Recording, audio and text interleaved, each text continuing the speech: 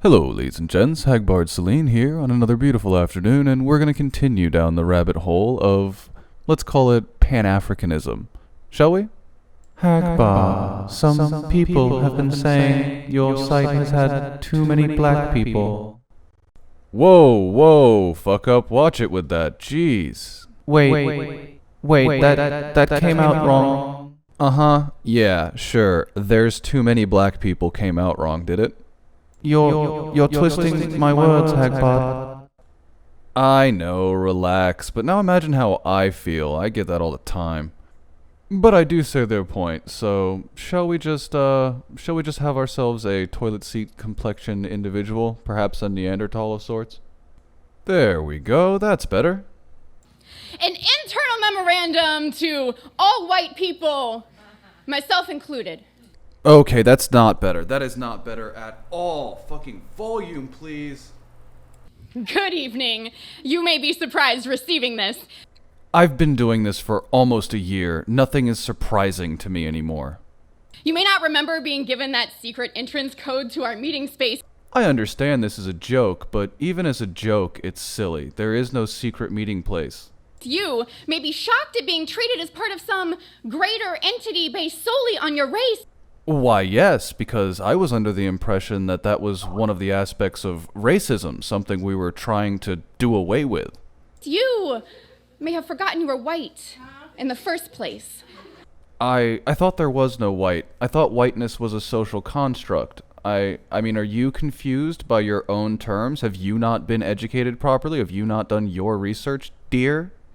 See, that's the sneaky thing about whiteness, like wisp of ghosts drifting through foggy streets. It may be hard to see when we have... Are you doing this as an anti-race thing, or are you trying to, quote-unquote, awaken the white race? Because, as it stands right now, this is a bit of a toss-up for you. This memo is meant to serve as a reminder that white privilege is harmful to us too, white people, though not in the... Oh, the old angle that patriarchy harms men too, so white privilege must harm white people too. Privileges always cause harm. That makes a lot of fucking sense, you degenerate morons. On a lighter note, I would like to say thank you to this gentleman who's now my hero. As I believe what he's doing there is shouting, boo. Way it harms the people of color, it oppresses. More on that in a moment.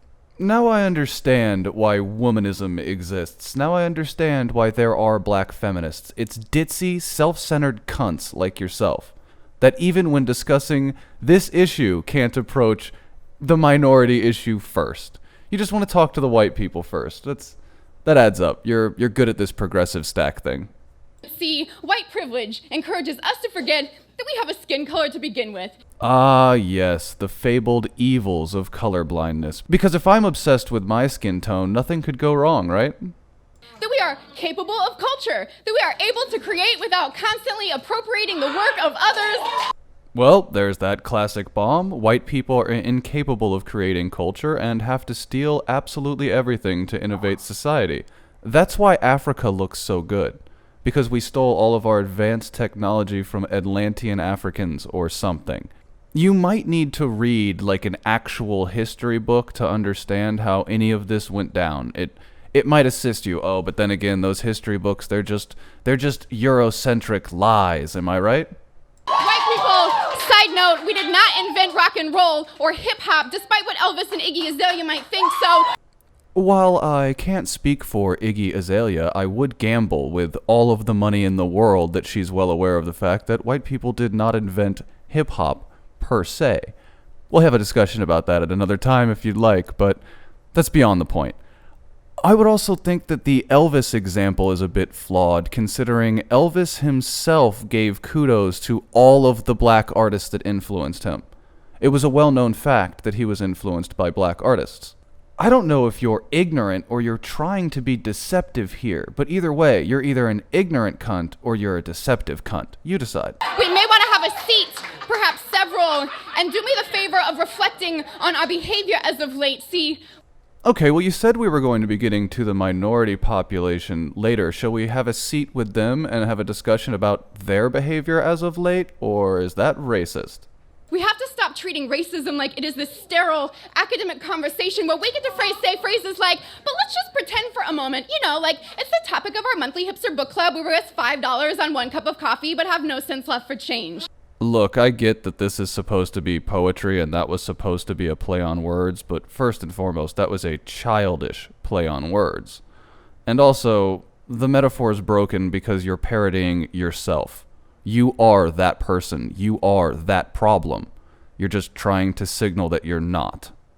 Otherwise, why would you be standing here doing a slam poetry thing like a goddamn hipster? We have to realize that these hypothetical conversations are about very real people that don't have the privilege to just pretend for a moment so white people. We have to stop. I would agree. I would like you to stop. Please, white people like this, please stop. Self-hating, self-flagellating, ignorant white people, please stop talking. Nobody needs our tears or our guilt or our ignorance or our disbelief. You are the first three of those. You are the tears. You are the guilt. You are the ignorance. The only thing that you are not is the disbelief. You listened and believed. Congratulations, you're in a cult. Making racism all about us is only harming the very people we are claiming to help. Yes, we all know that you're a racial supremacist that thinks you're capable of helping an entire race of misbegotten people because you're so much better than they are, but please, if you would slow down with the racism, that would be much appreciated. In all seriousness, this is the type of woman that created black feminism or womanism. This is the woman. So we have to learn to listen, especially when it makes us uncomfortable, and always remember that this is about more than conversation. It's about the way we live our lives. And yet, here you are having a one-sided conversation for the sake of an entire race, who didn't ask you to and frankly doesn't want you to. Also, about that invention and stealing things, this is the pasty-ass motherfucker that was the first person to do slam poetry, and he built off of the tradition of beat poets, who were predominantly white. And how the way we live our lives is ending the lives of others. Yes, only white people like cell phones and all kinds of new things, right? It's not a large part of hip-hop culture to congratulate each other on buying a new cell phone or useless things like diamonds. I wonder where diamonds come from. It's unusual, and I'm sure only white people are ever concerned with the ownership of diamonds. Oh, and let's not even get started on where chrome is made, manufactured, and mined. Am I right? So white people, we have to stop. We have to stop being afraid of the dark. Being afraid of the dark is a perfectly reasonable stance when there is a high probability of there being danger in the dark. I mean, you recognize that, right? We have to stop flinching our trigger fingers at shadows. Oh, tell that to the people of Chicago. Those are some black guys that don't seem to have any problem with flexing their trigger fingers in the dark at shadows, if you will. We have to stop making shadows out of children. Oh, God, won't somebody think of the poor children? We have to stop hiding our hatred behind self-defense.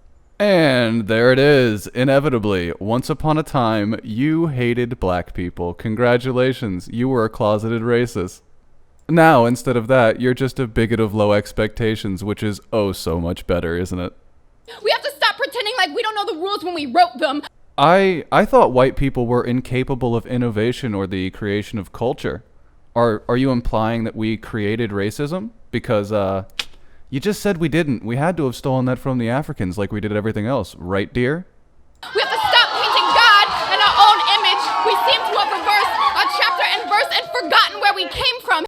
Okay, you seem to still be obsessed with the Judeo-Christian God, while I myself, as an atheist, have no provocation about what he looks like whatsoever. As a matter of fact, I think picturing God as a race is delusional one way or the other, regardless of whether you're a believer or not. It's a weird idea. That being said, every race has made whatever their figures are into a representation of themselves, because religion is basically self-obsession. Hey, you know that continent called Africa that we frequently mistake for an entire country? Yes, up to and including many American black people confuse it for an entire country. You racist cunt. White people, we are so ignorant. While we're busy worshiping our trucks and guns and flags and wars. Black people, they are so ignorant, so busy worshiping their guns, their cars, their rap music, their gang wars. The rest of the world is planning an escape route, moving on without the dead weight of lost generation after lost generation. Our relevance has long since been buried next to bodies we have slain while floundering in our entitlement. Nobody was entitled, dear. They were conquerors. Although I do think it's interesting that you say the world is moving on without white people, considering white people make up the majority in 3 continents on the planet. I think that's rather entertaining to see, and rather revealing of your self-loathing. I'm gonna guess your husband's not white, if you have a husband at all, because you're intentionally part of the people that want to breed the white race out of existence, like a lunatic. We are burning down our own house around our ears because we are terrified of the ugly truths we have tried to keep locked in the basement. It's an adorable metaphor, but do you want to have a discussion about the Chinese? I mean, for fuck's sake. It's time to speak them out loud by reading this memo to your reflection in the mirror. Well, if my audience is anything like me, then you all wish that that is exactly what she had done. Just taken this sad little rant and read it to herself in the mirror, not in public, where she would force others to endure it. That said, I think I'm gonna go drink myself into oblivion now, because I would prefer not to remember this in the morning. Thanks for getting through that with me, everyone. I hope you enjoyed. Good luck, stay safe, and goodbye.